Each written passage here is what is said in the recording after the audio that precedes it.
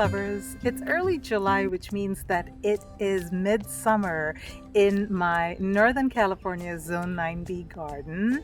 And I am going to talk to you today about mid-season pepper plant maintenance. Now, peppers are one of my favorite vegetables to grow in summer. And so I'm also going to be doing a little bit of show and tell on my overwintered peppers and how they did. And I'm going to throw in a lot of tips along the way. How does that sound for a video? Coming right up.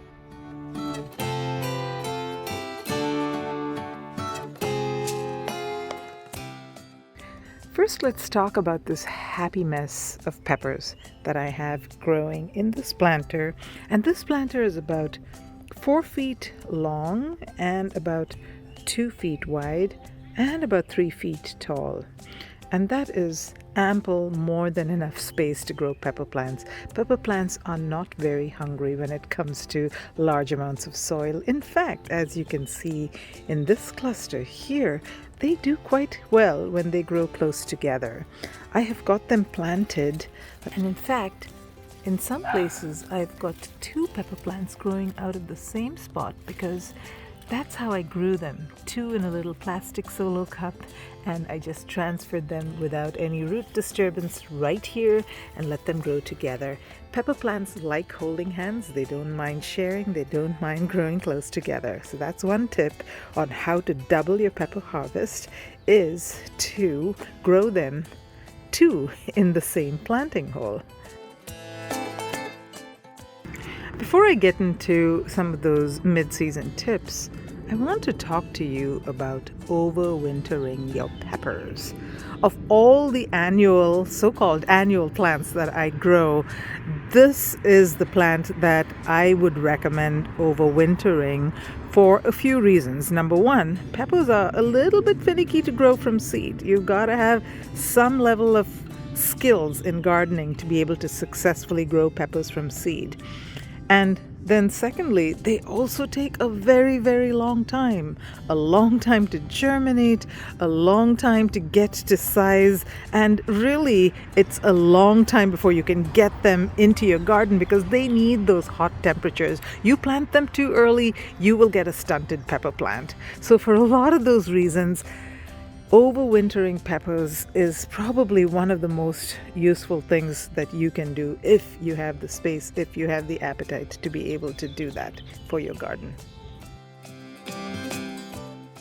So back to this pepper planter.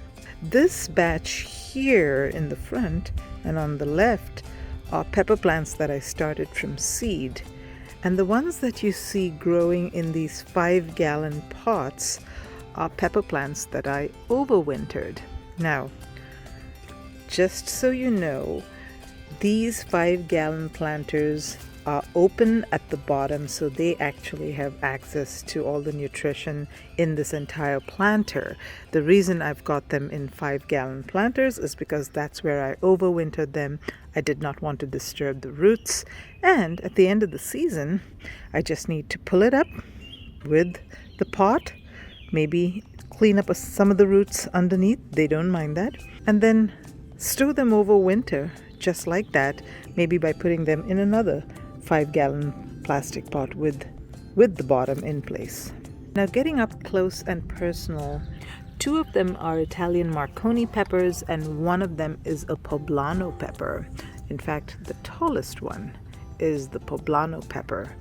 And if I scooch over to the side here, you can see the 2 Italian Marconi peppers, and out of the 2, one of them, look at that big Marconi pepper there, one of them is growing quite well, and the other, not so much. It's growing, but it had a little bit of a late start, and before you know it, all these other pepper plants have grown and have started to shade it. So I do not have much hope that that's going to make much progress, but I'm happy that I've got 2 healthy plants growing in this plastic pot.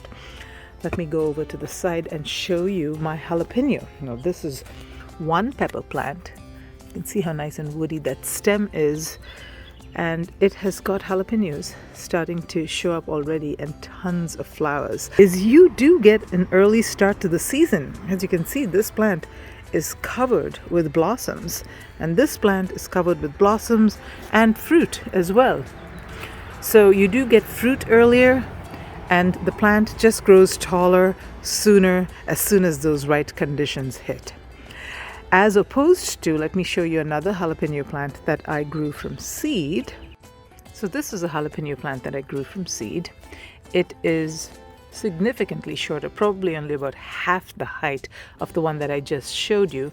Now, it is producing a lot of flowers, but it has not yet started fruiting. I don't see any jalapenos yet on it. They're imminent, but they're not here yet. So the biggest advantage is you will get an earlier harvest if you use overwintered peppers. This is the first year that I'm overwintering peppers, and I am loving it so far. I also wanted to show you this California Wonder Pepper that I overwintered, and this plant last year produced maybe 2-3 California Wonder Peppers for me, but this year, as you can see already, I counted it for you, it has 7 fruit already, well on their way to being formed. This plant is producing significantly more than it was last year. So that's another advantage to your overwintered peppers. They produce earlier, and it seems like because they're such established plants already, they produce more, particularly peppers like California Wonder that do not produce too many peppers per plant. It's really worthwhile to be able to get that head start as well as double or triple your produce on the plant itself. So back to some of those mid-season maintenance tips. Now, one of the most important things that you do need to do, especially if you're growing peppers like I am in this sort of crowded manner, is to make sure that there is enough airflow. And airflow is necessary, particularly in the bottom part of the plant, which is shaded out the most and is more prone to developing disease. So what I usually do is I make sure that at least 6 to 8 inches of the bottom of the plant is free of leaves. So I will go ahead and pinch off some of these lower leaves. I've already done it a couple of times, so that's why it's not looking too messy. But if you haven't been keeping up, do over the course of a few days pull off some of these leaves at the bottom and keep the bottom of your plant nice and clean. Now, one question you do need to ask yourself is, if you've got a branch coming out from the bottom, do you prune that as well? I usually leave those branches. I just remove the leaves. And the reason is, the more branches you have, the more peppers you get. So remove some of the leaves just to make sure that the airflow exists, but do not remove the branches. Let the branches grow. More branches is better when it comes to pepper plants. The next thing that you need to do is to make sure that your peppers are not shading the little ones out. Now, this is something that you should probably plan for at the time that you're putting your peppers in place. Now, this here is one of my mistakes. I did not assess the growing habit of this plant before I planted it along with all these others. And that little Pequin pepper is a slow grower compared to some of its peers that are growing around it that are quickly starting to shade it out. In fact, I had to come yesterday and tie these plants back just to make sure that this little pepper plant, which is the only one of its kind that I'm growing this year, gets enough sunlight. Another thing that you do need to do is make sure that you stay on top of diseases. Now, whenever I see anything that is looking a little weird on the pepper plant, I like to pluck it off early on so that it doesn't spread, particularly since I plant my peppers close together. That is one of the big disadvantages, is disease spreads very, very rapidly. So I just look for leaves that are either aging or are looking a little weird and funky, and I just remove them.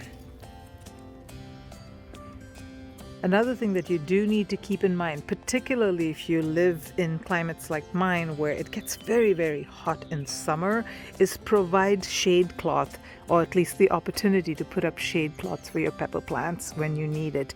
I always have these stakes, bamboo stakes at the corners of my planters, so that if a heat wave is predicted, I just bring a shade cloth and drape it over and protect my peppers that way. Even though peppers are heat-loving plants, they do not like that really, really hot, burning midday sun, and that becomes more of the case as the season progresses. The thing that you do have to worry about when it gets really hot is scalding of your peppers. These peppers like this one that are sitting right here at the top of the plant in full exposure to the sun, it's just asking for being scalded by the sun. So I'm gonna have to keep an eye on this one. Maybe I'll just harvest it really early. And that's one of the advantages of peppers. You can really harvest them at any stage. They don't have to get to a certain color. They taste great at any stage. The flavors change a little, get more complex as they mature. The color becomes richer. It's just more entertaining if you wait longer. But at the end of the day, a green pepper is as delicious as a red pepper, just different.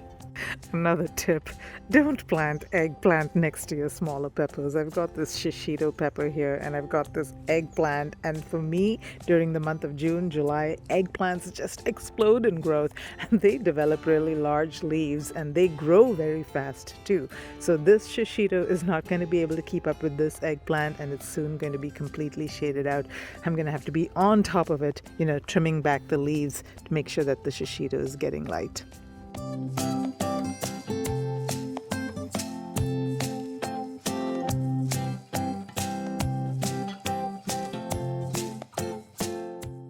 And no pepper video this year is going to be complete without an update on my single seed challenge plant, my Chinese 5-color pepper. Now I have gone ahead and put it in the ground. This is a bottomless 5-gallon pot because I do intend to overwinter this plant. And it is just growing beautifully. It is loving its new spot. You can see these, look at that color. It's going to change through a series of colors, and I just can't wait for the first one to change to cream, which is the next color in line. It will then go to yellow, orange, and then finally red. Isn't it a beautiful plant? Well, that's it, folks. I really hope you liked the video and that you learned a little something new from it. And if you would consider hitting that like button and maybe subscribing to my channel for further content like this, I sure would appreciate it. Liking my videos does help it get out to a broader audience. And until next time, live green and love your greens.